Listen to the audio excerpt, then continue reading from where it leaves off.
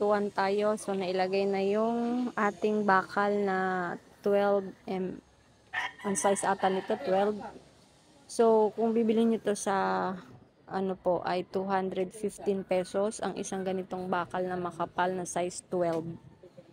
So, ang dami po nito. Ito po ay pambakod lamang. Ayan siya. So, part 1. At update ko kayo after nitong lagyan ng hollow blocks. Ayan siya. Oh.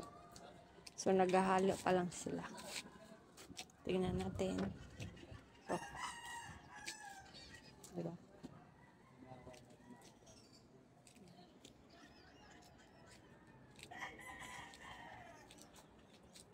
Ang tibay ng bakod, oh. Bakal pa lang. So, oo, bakal pa lang. So, size 12 to, no? So, yan po. Sobrang tibay po ng aming bakod kasi ito po ay precast. So, sa mga hindi alam ang precast, ano po yun, update ko na lang kayo after nitong part 2 naman tayo. Okay? Ito pa lang. 12 to, 12. 12 ang size. So, pag bibilhin ay 215 pesos ang isa. 5. Yeah.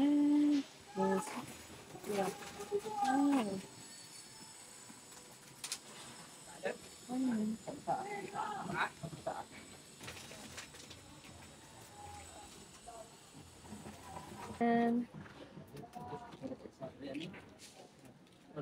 5.